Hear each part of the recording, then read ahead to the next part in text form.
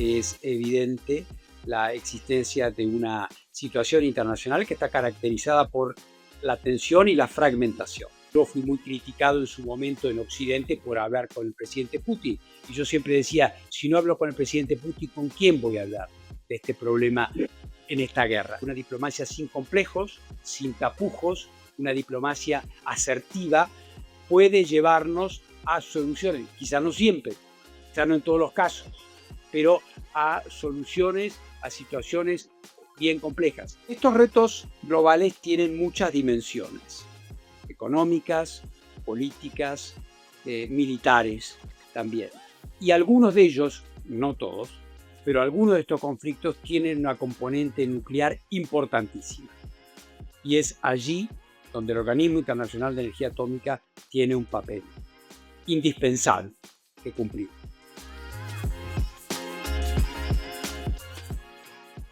Hoy le damos la bienvenida a Rafael Grossi, el director general del Organismo Internacional de Energía Atómica.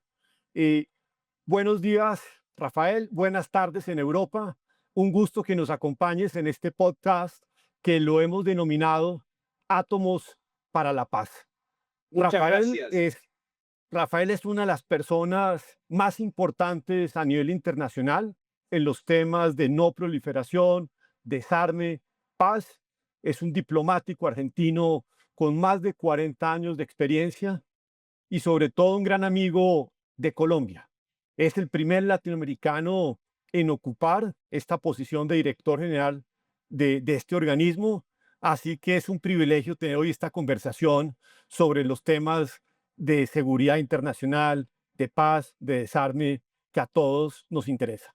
Muchísimas gracias, querido embajador, querido Andrés, a quien me une también una profunda amistad y un trabajo conjunto que se remonta ya a muchos años. Y es para mí también no solamente un placer hablar contigo, sino también poder dirigirme a una audiencia tan calificada en Colombia, país al que quiero entrañablemente y con el que tenemos un importante trabajo desde el Organismo Internacional de Energía Atómica. Así que será un placer repasar contigo las cuestiones de la agenda internacional y colombianas que gustes evocar conmigo. Muchas gracias una vez más. Un placer. Muchas gracias. Bueno, yo empezaría, Rafael, preguntándote cómo se caracterizaría hoy el mundo geopolítico y si estamos más seguros o hemos entrado en un periodo de mayor confrontación, polarización e incertidumbre. Bueno, creo, querido Andrés, que la última parte de tu pregunta caracteriza mejor al mundo que estamos viviendo, en el sentido que es evidente la existencia de una situación internacional que está caracterizada por la tensión y la fragmentación. Em, no es una novedad en la vida internacional, pero este momento histórico es un momento de exacerbamiento de tensiones con el regreso de la guerra en Europa, en particular eh, entre Rusia y Ucrania y todo lo que está allí sucediendo, las tensiones que se verifican también en el Oriente Medio, que han adquirido una dimensión mucho más profunda y más grave, que incluyen también como uno de sus subtemas o de sus subcategorías la cuestión de las armas de destrucción masiva y en particular todo el esfuerzo que estamos realizando en Irán. En este mes de junio fue protagonista de una situación también inédita con la guerra de los 12 días y los ataques a una serie de instalaciones nucleares que la agencia naturalmente o normalmente inspeccionaba. Pero esas tensiones también se extienden al así llamado Indo-Pacífico, se extienden a algunos lugares de África como Han, se extienden recientemente a lo que ha sucedido entre Camboya y Tailandia, entre Ruanda y la República Democrática de Corea, perdón, el Congo, perdón, y Corea es un fallido freudiano porque también Corea hay que agregarla, añadirla con las nuevas tensiones que han sucedido allí, el advenimiento de un nuevo gobierno en circunstancias traumáticas en Corea, eh, toda esta situación, digamos, nos Sí. muestra un mundo más fragmentado, un mundo más tenso, que nos obliga a redoblar la creatividad y a redoblar la actividad diplomática para justamente solucionar la mayor parte Bien. de posible. Ra- Rafael, y al respecto quería preguntarte, ¿cuál es el rol específico que cumple el organismo en estos casos? ¿Cuáles serían sus fortalezas y también sus debilidades frente a estos retos globales? Estos retos globales tienen muchas dimensiones, económicas, políticas, militares también. Y algunos de ellos, no todos, pero algunos de estos conflictos tienen una componente nuclear importantísima. Y es allí donde el Organismo Internacional de Energía Atómica tiene un papel indispensable que cumplir. Si los analizamos en forma separada, veremos que, por ejemplo, en el caso de Ucrania y Rusia, no se trata tanto de la proliferación de armas nucleares, sino más bien de evitar un gran accidente nuclear con consecuencias radiológicas, como podría ser el caso de la situación en la central nuclear de Zaporilla. 6 gigawatts, 6 reactores de potencia nuclear instalada, que fue ocupada por la Federación de Rusia al principio de las hostilidades y que aún permanece en esa situación, planta que se encuentra sobre la línea del frente prácticamente de esta guerra. Allí logramos, la OIEA logró establecer una presencia permanente, un grupo de expertos en materia de seguridad física y tecnológica nuclear y también en salvaguardias. Encuentra allí de forma residente, permanente, y los vamos rotando. Y a través de nuestra interacción con la conducción de la central, que también los usas ahora, y del diálogo político constante que me ha llevado, como acaso hayas visto, a conversar en distintas oportunidades con el presidente Putin, también muy frecuentemente con el presidente Zelensky. eh, el tema nuclear allí aparece como central, pero fundamentalmente a través del eje de la seguridad nuclear. Bien. Pero también no escapará a tu memoria que en algún momento se habló del posible uso de armas nucleares, del estado de alerta y preparación de los arsenales nucleares, en este caso rusos, porque Rusia es un país poseedor de armas nucleares, Ucrania no lo es, de modo tal que hubo también ahí una dimensión en ese sentido. Luego, si pasamos al escenario de Irán, por ejemplo, allí veremos que la cuestión de la proliferación, de la situación prácticamente de estado latente que tiene Irán por haber alcanzado un altísimo desarrollo en su programa nuclear, que lo llevó a acumular más de 400 kilogramos de uranio al 60%. Tú sabes que el enriquecimiento del uranio, en particular de su isótopo de 235 para armas nucleares es del 90%, está en el 60%, cual implica que Irán había alcanzado la posibilidad de tener material nuclear que pudiese servir para el desarrollo de armas nucleares y que en la escalada que vimos en el pasado mes de junio llevó a esta inédita situación del bombardeo de muchas instalaciones nucleares por parte de Israel y de los Estados Unidos en el fin de semana del 21 al 23 de junio pasado. Sí. Al- Bien. eh, Todo esto hace que puedas comprender que el OIEA tiene en este momento un papel indispensable, te diría, en los conflictos latentes más importantes que estamos considerando. Indudablemente. Y cuando uno ve estos dos casos, Ucrania e Irán, en tu opinión, ¿cuáles serían esas tres principales lecciones que se derivan del rol que ustedes han venido cumpliendo en ambos casos? Bueno, yo creo que es la primera reflexión que te querría dejar y a los que nos están viendo es que la acción multilateral es posible y que puede ser una herramienta en la solución de conflictos. Y esto lo digo a raíz de la muy evidente y prácticamente omnipresente crítica al multilateralismo.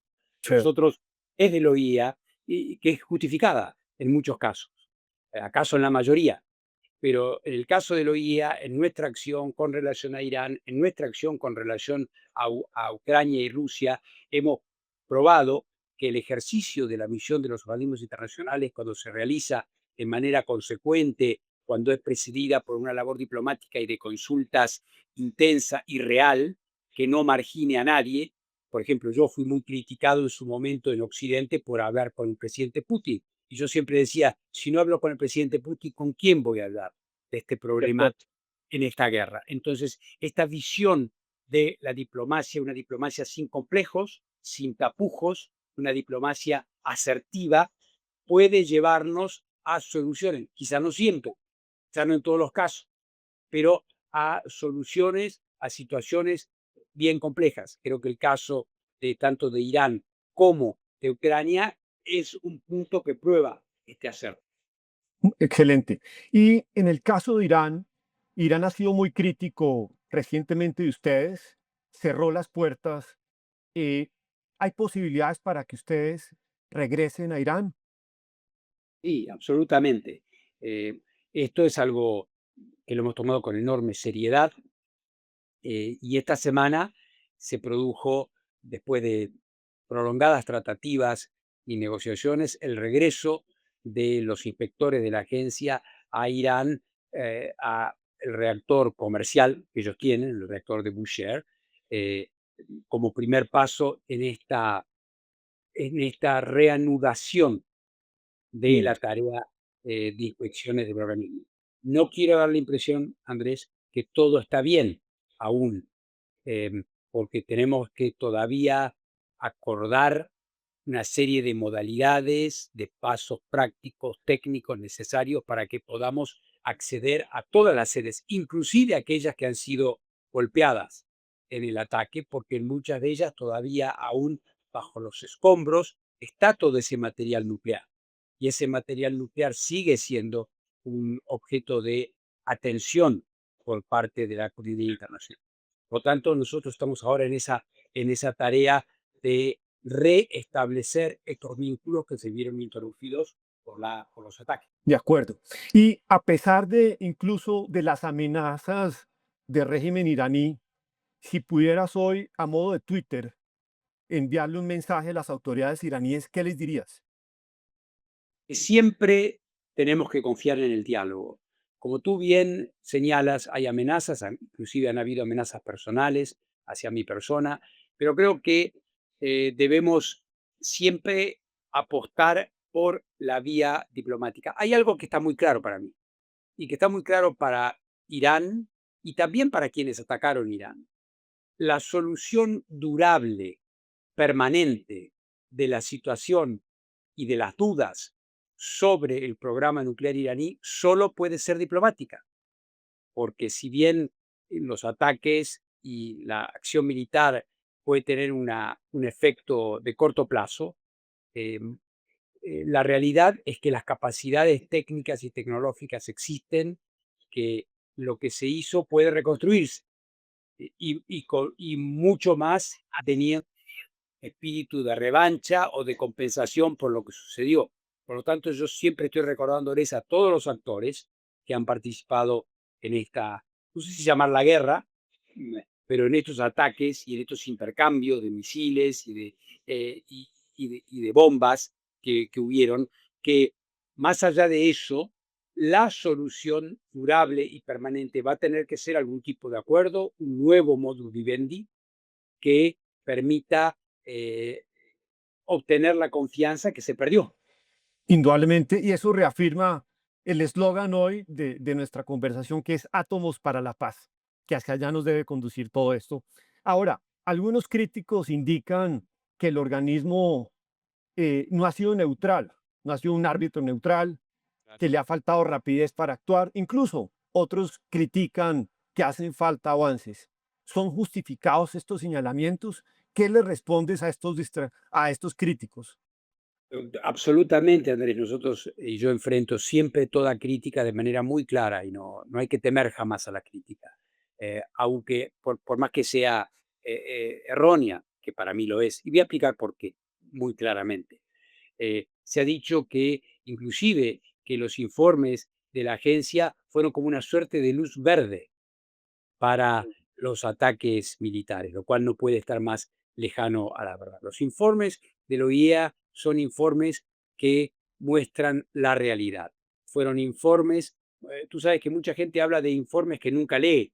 En la vida Sí. política eso Así es. aplica, ¿verdad? Se habla de un Acá se inventan muchas veces en el país muchos informes que no existen también. exactamente, la creatividad humana es inagotable en ese sentido. Y en este caso ha sido uno de ellos, porque me ha pasado en más de una oportunidad, inclusive hablando con grandes dignatarios, presidentes, jefes de Estado, expertos como tú y colegas como tú, o medios de prensa internacionales. Yo les pregunto: "¿Pero usted vio ese informe? ¿Vio lo que dice este informe?". Y para cualquiera que lo viera, podría observar claramente, no solamente que el informe se limitó objetivamente a, prácticamente diría Andrés, a reiterar em, eh, lo que era la situación en Irán con relación a su programa nuclear, de modo tal que no hubo ninguna sorpresa, ningún elemento nuevo, novedoso o em,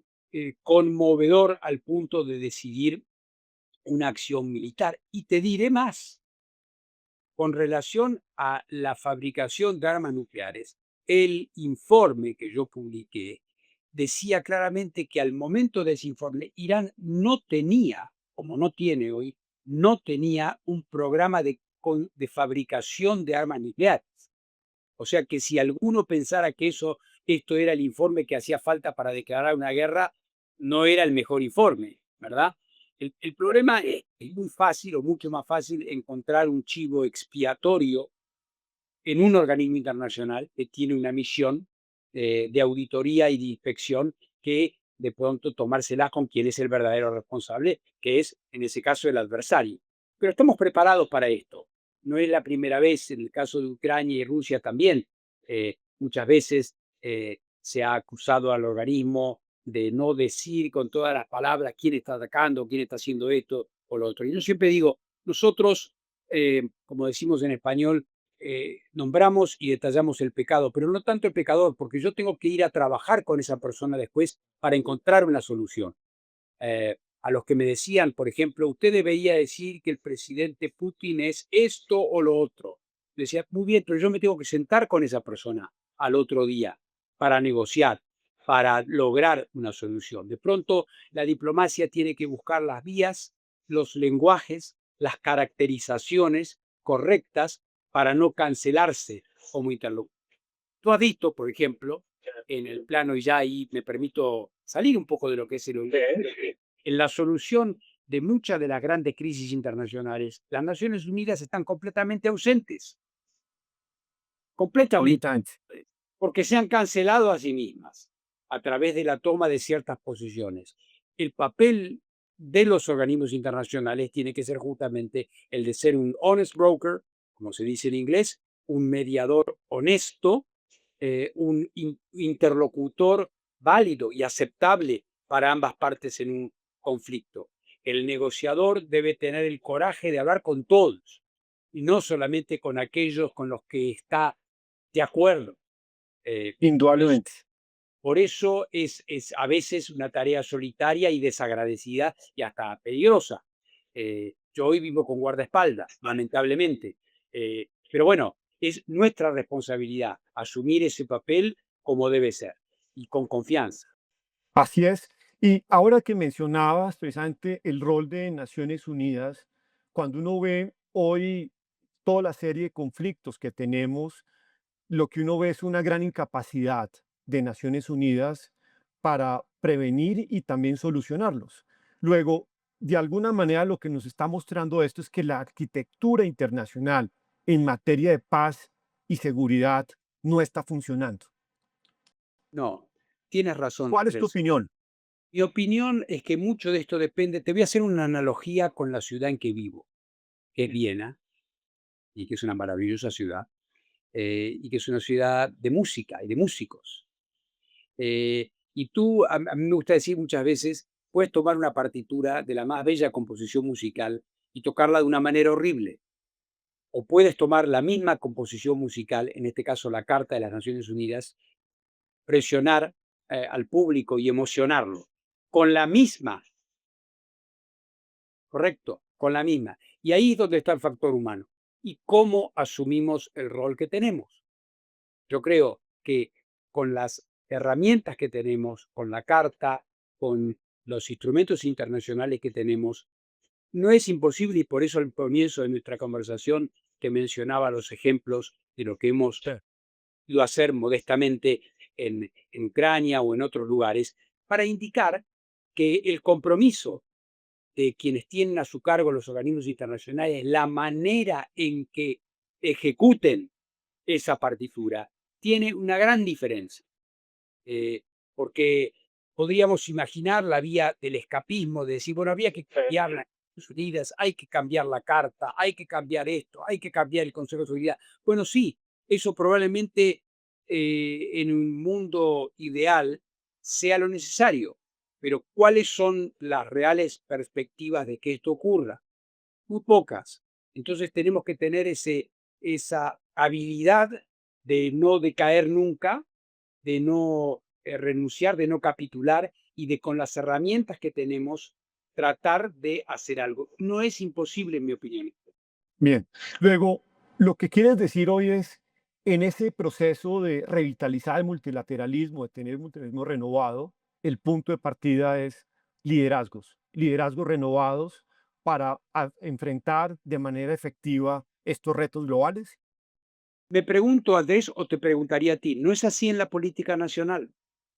Son los Indudablemente. liderazgos, son los liderazgos, los hombres y las mujeres que encarnan, que saben leer los signos de los tiempos y que encarnan ese liderazgo, sin necesariamente, habrá los revolucionarios en la vida, no hay muchos, las revoluciones pueden también terminar muy mal, eh, eh, desde la posición mucho más modesta, que es la de un dirigente de un organismo internacional, donde el poder real reside en los estados y no en el organismo tiene que tener la creatividad, la flexibilidad, la ductilidad de presentar siempre iniciativas, no estar esperando, porque es muy fácil decir, el Consejo de Seguridad está bloqueado, entonces nos vamos a casa, ¿no?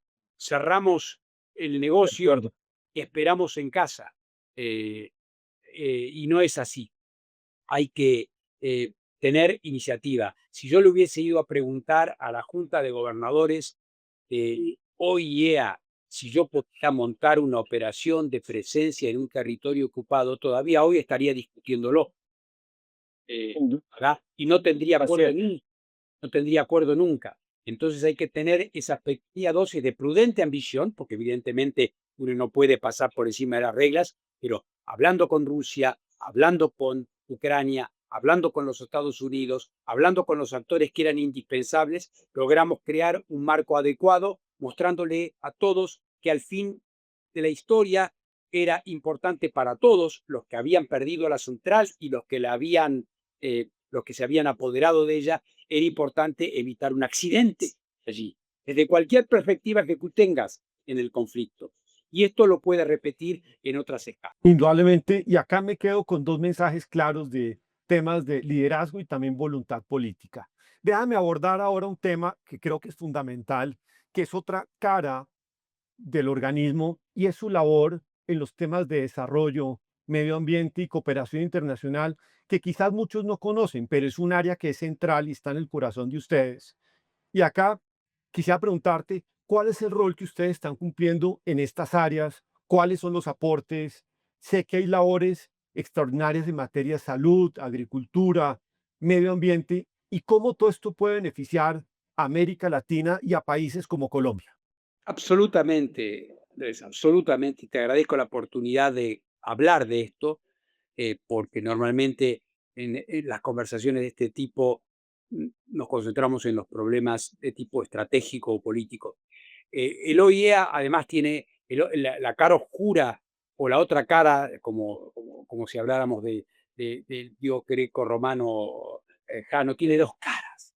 Y hay una cara que es la cara de estas actividades. Las actividades nucleares, por ejemplo, se vinculan directamente a la oncología, a la radioterapia. La radioterapia es tecnología nuclear y nosotros, desde el OIEA, lo que hacemos es dar la capacitación, dar la tecnología, transferir la tecnología a los países que no la tienen para que puedan atender eh, a su población. Tú sabes que las cifras en materia de cáncer son muy desalentadoras en nuestra América del Sur en particular, con capacidades radioterapia muy limitadas, en particular en el sector público, aquellos, es decir, sabemos que nuestra región es una región de desigualdades, con lugares maravillosos como en Bogotá, pero también en el interior del país, o en mi propio país, Argentina, donde tenemos primer mundo y cuarto mundo en el mismo país, ¿verdad? Y eso es lo que tenemos que aprender. Imagínate lo que yo me encuentro en África. Y estamos construyendo centros oncológicos en toda el África, en algunas partes de Asia y también en nuestra región. El área de alimentos, tan importante para nuestros países que son productores de materias primas y de alimentos y de granos, semillas y de productos exportables. A través de las tecnologías de irradiación, nosotros logramos proteger a esos productos, extender su vida útil, evitar su decadencia a través de las técnicas de eh, esterilización de insectos. Podemos controlar el Zika, el chikungunya, el dengue que ha vuelto a toda nuestra región de manera violenta, eh, el gusano barrenador que ha vuelto también desde México hasta el confín de las Américas y que está atentando contra la actividad ganadera. Todas estas actividades son actividades que se hacen a través de tecnologías nucleares. Y yo he establecido un programa que se llama Rayos de Esperanza, Rays of Hope, a través del cual estamos ayudando a muchos países, inclusive Colombia, en materia de medicina nuclear. He establecido otro programa que se llama Atoms for Food, átomos para la alimentación, a través del cual estamos aplicando estas tecnologías cuyos ejemplos te estaba dando. Hemos iniciado un programa de protección del medio ambiente y de la polución plástica que es tremenda, a través de una tecnología que se llama NUTEC, un programa que se llama NUTEC, tecnología nuclear para la polución plástica. Las pandemias, en el momento del COVID,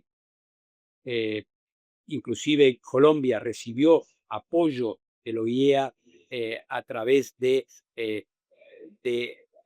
tecnología de detección temprana y ahora estamos trabajando con laboratorios veterinarios para darles la capacidad a través de tecnología de detección isotóxica nuclear de detectar patógenos que pasan del reino animal a las personas. De modo tal que, como tú puedes ver, hay un arco enorme de actividades que tienen que ver directamente con el mejoramiento de la vida de nuestros pueblos, porque es verdad que en Colombia, en América del Sur, en África, en muchos lugares, los temas que conversábamos antes Sí.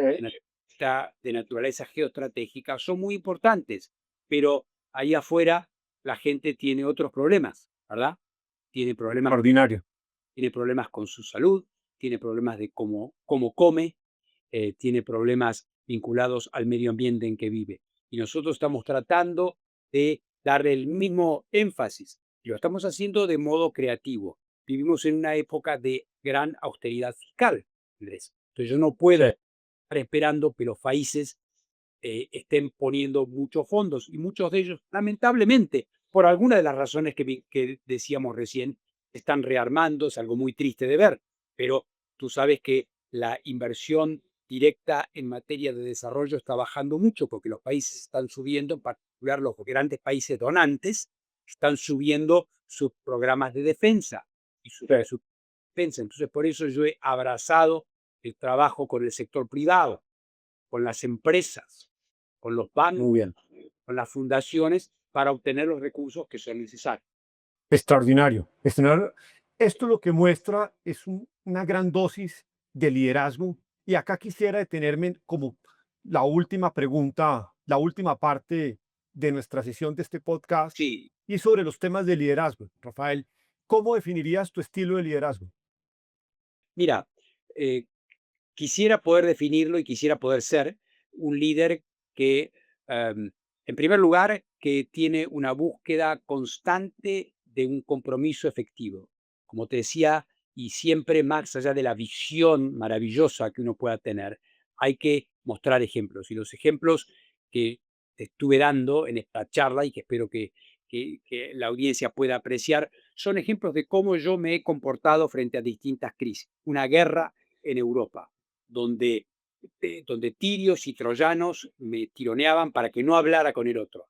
Quebramos esa barrera y logramos un resultado. Con Irán está pasando lo mismo. Me ha pasado lo mismo en otros ejemplos que no te mencioné todavía en la charla, pero que podría hacerlo con relación a las tensiones entre China y Japón Ya, vinculadas a las aguas que se están virtiendo en el Pacífico, eh, emanadas de la central de Fukushima, donde sí.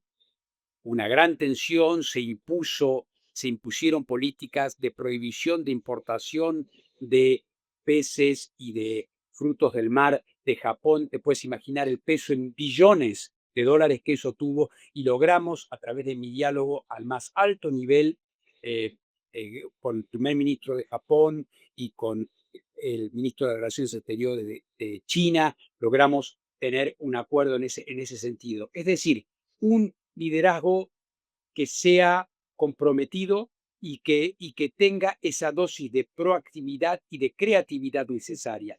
En mi experiencia, Andrés, los líderes, más allá de la gravedad de una crisis, cuando tú llegas a la mesa con propuestas, con ideas, con iniciativas, tienen que comenzar a ajustarse frente a ellas.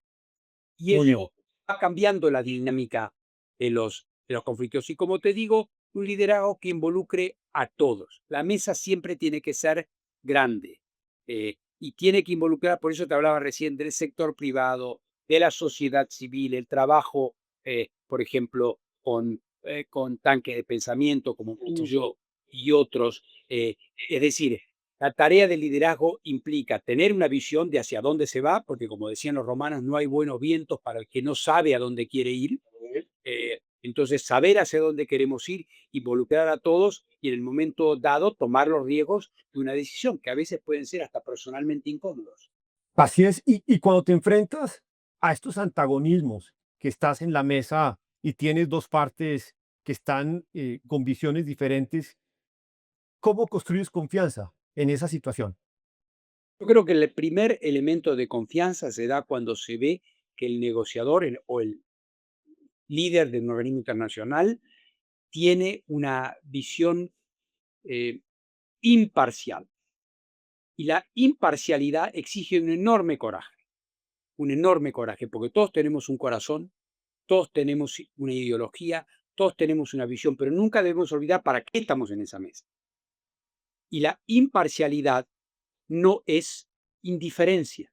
Hay que em, distinguir muy bien entre estos dos conceptos. Ser imparcial no es ser indiferente, es buscar terminar con la situación de conflicto. Entonces, cuando tú logras, y no es fácil, a mí me pasó en el caso de Rusia y Ucrania, de, de tener una situación donde el diálogo al principio era muy difícil.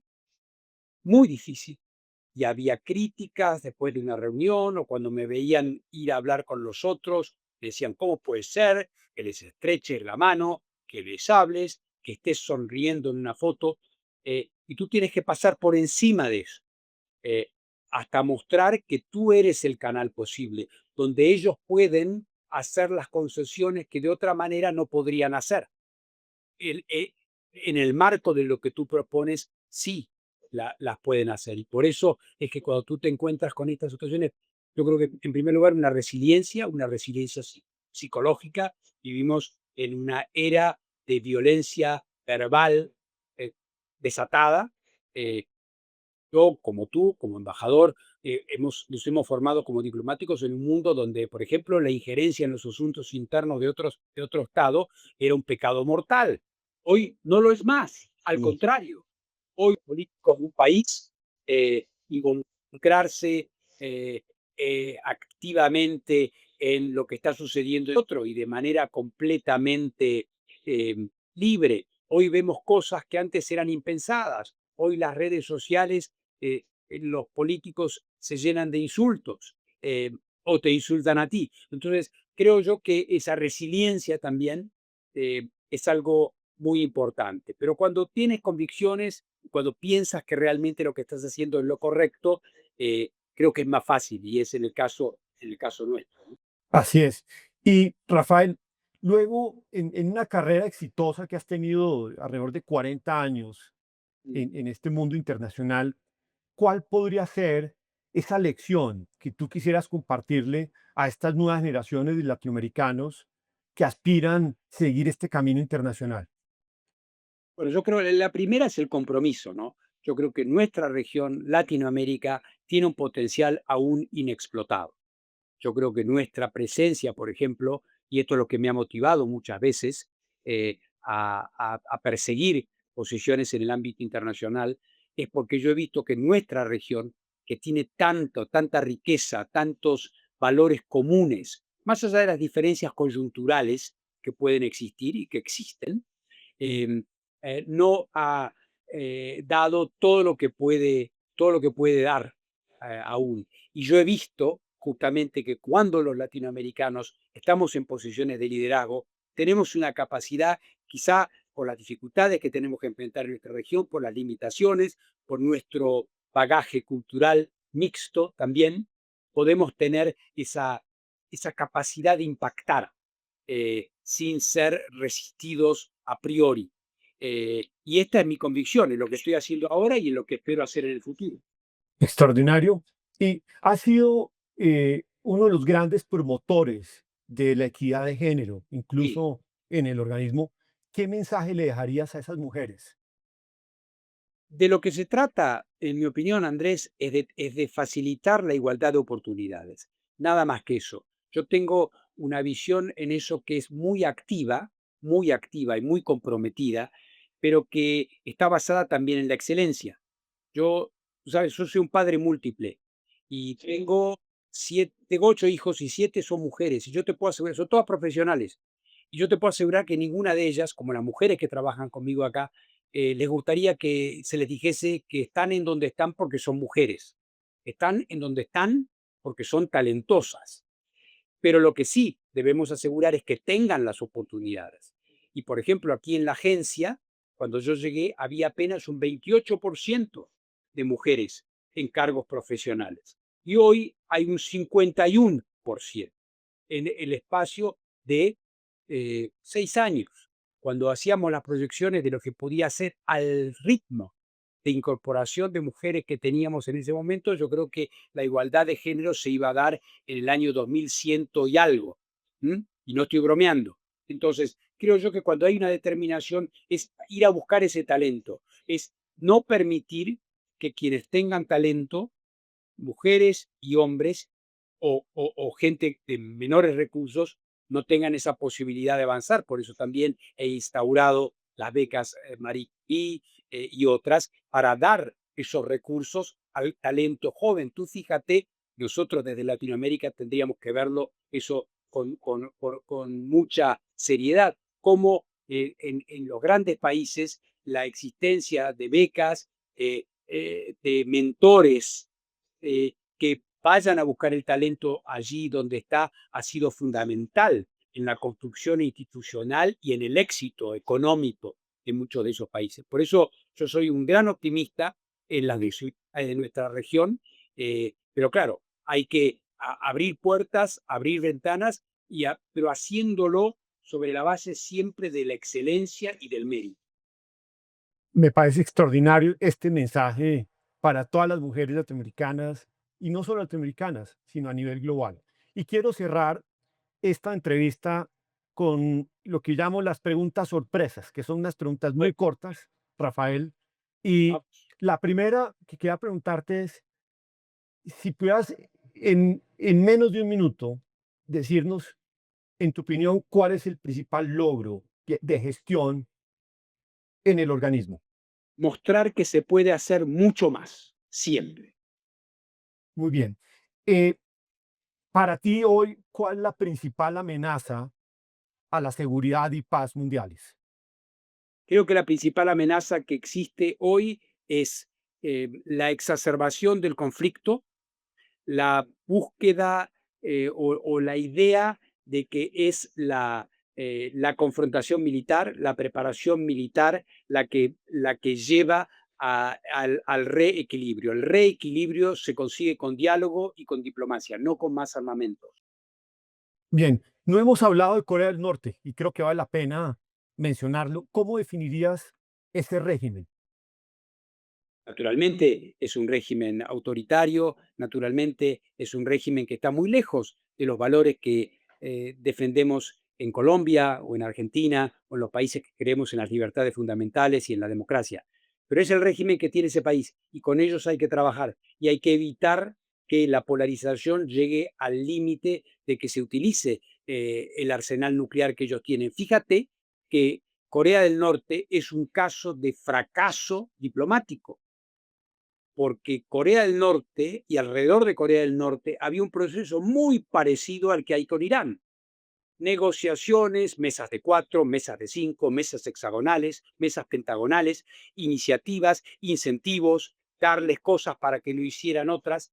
Y en un momento Corea cruzó la línea y hoy por hoy la situación que tenemos es inamovible, porque Corea del Norte no se va a desprender de las armas nucleares que tiene. Entonces creo que es un buen ejemplo, o un mal ejemplo si quieres, pero un ejemplo, un marcador que tenemos que tener para ver que el fracaso en la gestión diplomática puede tener consecuencias que luego duran por siglos en cuanto a la situación. Y hoy por hoy tú has visto que, por ejemplo, este año Corea del Norte declaró oficialmente que la reunificación ha dejado de ser un objetivo.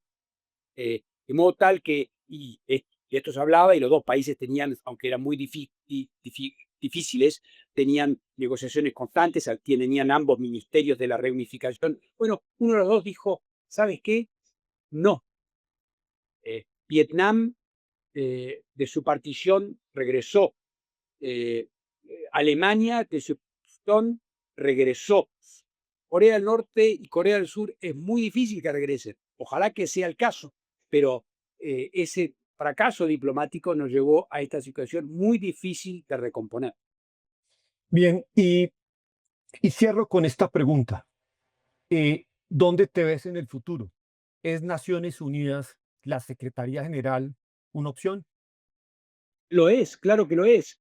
Lo es por todo lo que conversamos, Andrés, por todo lo que conversamos. Creo que estamos en una época donde las cosas se hablan muy claro. Antes estos procesos eran más opacos, ¿verdad? Y eran el resultado de consultas palaciegas. Hoy las cosas son muy claras. Todo está en las redes, todo es abierto y es bueno que así sea. Y yo creo que mucho más en cuanto a que una situación como la mía ofrece a los países la gran ventaja de poder compararme a mí con lo que yo he hecho más allá de la elocuencia que yo pueda tener como orador para convencerte o convencer a alguien de que tengo una gran visión. Más que una visión, yo creo y lo que les digo a los países cuando hablo de esto es, miren lo que he hecho, miren si les parece bien o les parece mal. Así de sencillo. Así es, y te deseamos los mayores éxitos en esta campaña a la Secretaría General y muchísimas gracias por haber compartido estas ideas, tu gestión y la verdad, muchas gracias. Gracias, Andrés, y espero poder darte un abrazo y darle un abrazo a todos mis amigos colombianos en la visita que aún está pendiente a Colombia. Así que un fuerte abrazo para todos ustedes en mi querida Colombia. Gracias. Muchas gracias.